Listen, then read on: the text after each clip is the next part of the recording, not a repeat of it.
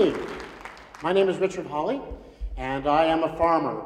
They asked me to kind of do something kind of fun and kind of get the crowd interacting as I am the first speaker. So I'm not afraid of bribery. I bought 6 t-shirts, and so I'm going to try to make this as interactive as I possibly can. And I will throw a t-shirt to you if you interact with me. Yay! So, woohoo! So, I wish I had my t-shirt shooting gun. We made one for a robotics competition I did a couple years ago, but I didn't bring it because I didn't think about it. So, that is a picture of me and my sister. I am a farmer. I grew up in Powell and Lovell, Wyoming.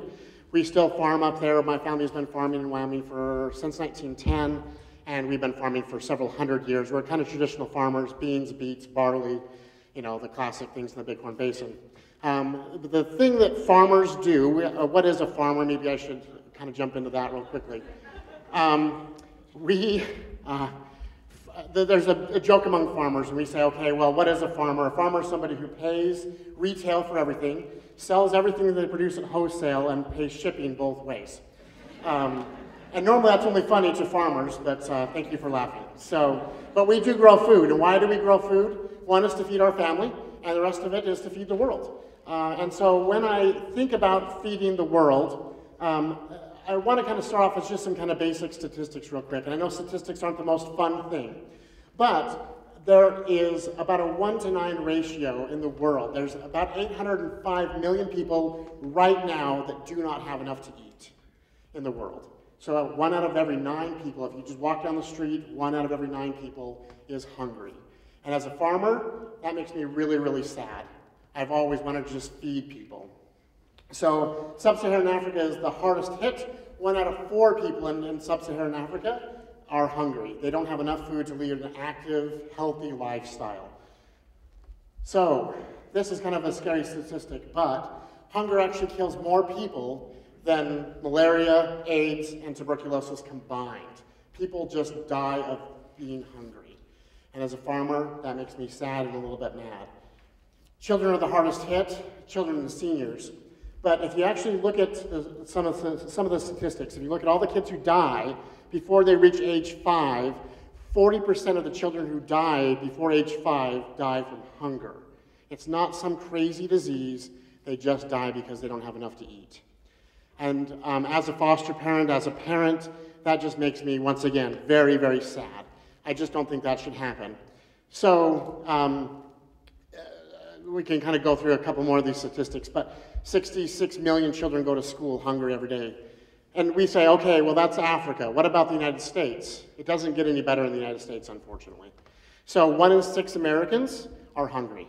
They're what we call food insecure. They don't have enough to eat. They don't know where the next meal is coming from. That's 33 million adults in the United States. So it's not any better in the United States. So we can, well, I'll actually go back through this one real quick. So every county has some level. North Dakota actually has the lowest poverty rate, and then there's a county in Mississippi that has the highest rate. 33% in Mississippi and 4% in North Dakota. But every county experiences some type of poverty, some type of food insecurity in the United States. There's another little bit of interesting tidbit fact. You know, if we actually allowed women to actually farm the way that we allow men to farm, 150 million, I had to look at my notes, I'm sorry, but 150 million, you know, less people would actually be hungry. And the reason why is men were like, hey, we want our money for our food, and women are like, hey, you're hungry, here's some food. So go women, you guys are way better than us men. The big challenge is, what do we feed hungry people? You want something that actually grows very, very quickly, something that doesn't cost a lot, doesn't use a lot of land, doesn't use a lot of water. Now, how many of you would eat a cricket? This is the interaction part. I see some hands over here. So I'll try to throw a t-shirt. I don't know if I'll make it. I'm not athletic. I'm a short, fat, white, bald guy.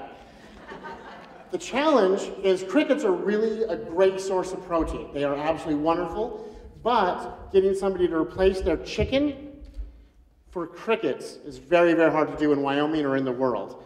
There are certain parts of the world, I actually have a friend who does this in Africa. He sets up cricket farms, or cricket ranches is actually what they're called.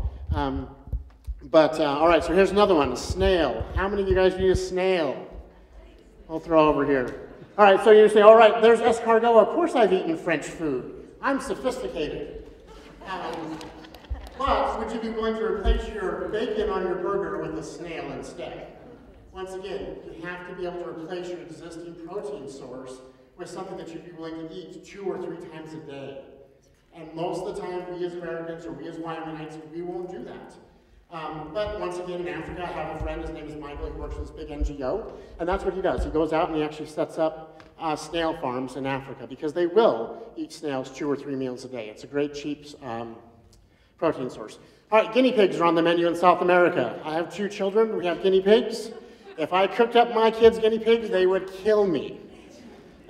But the Canadian government actually does this.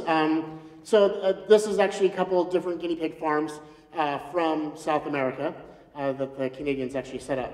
So I have another t-shirt. Somebody else want a t-shirt for saying they'd eat a guinea pig? I've eaten squirrel. I saw a hand over here.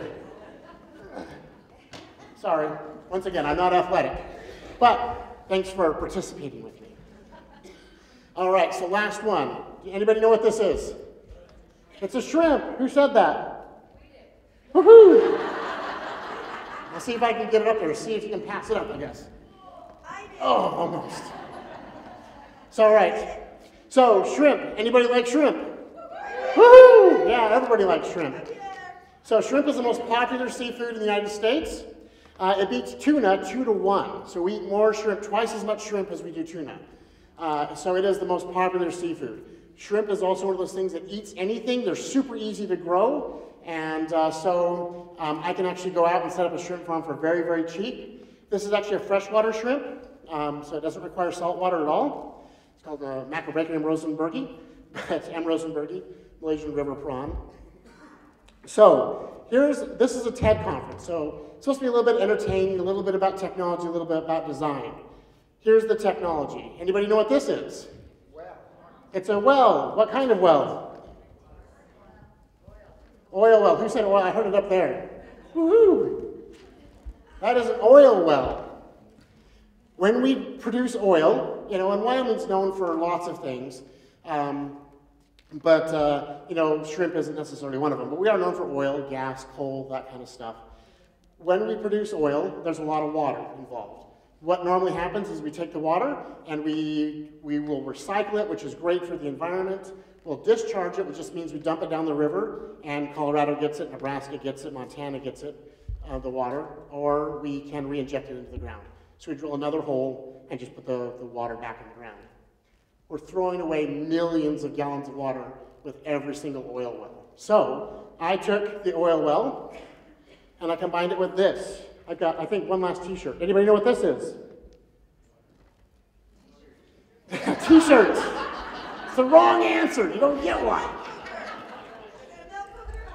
I'm sorry, what was that?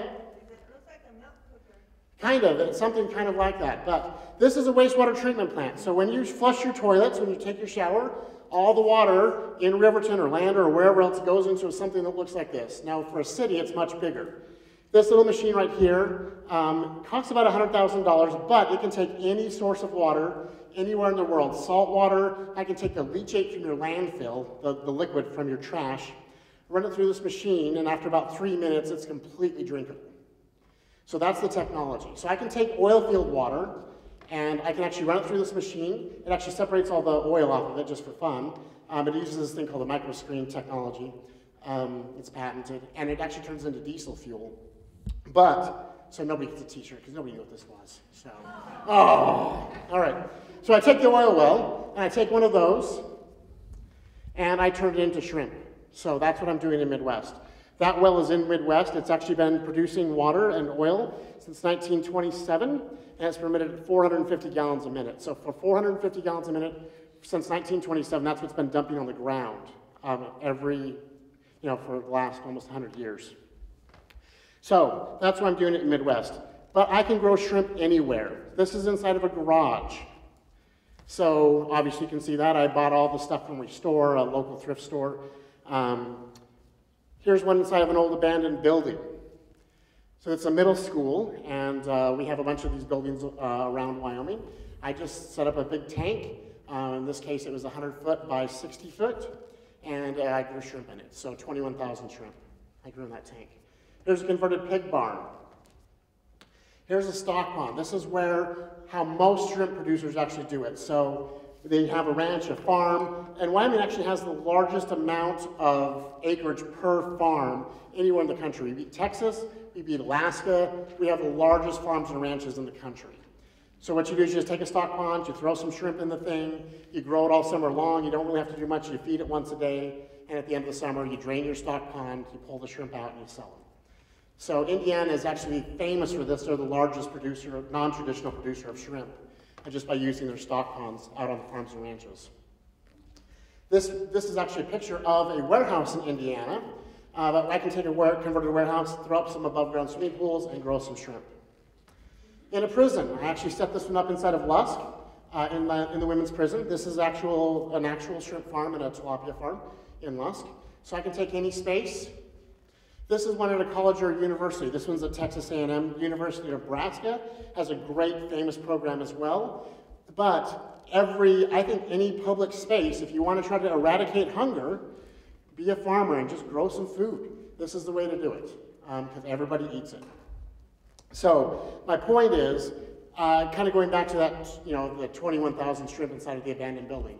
That whole setup cost me about $2,000, and in about 4 to 5 months, I have about 1,000 pounds of shrimp, and that's worth about $30,000 in the market right now. So besides feeding people, I'm also making a pretty good return on my investment. So money may not grow on trees, but food does. If we want to feed the hungry people, all we have to do is be farmers and grow some food. And thank you very much.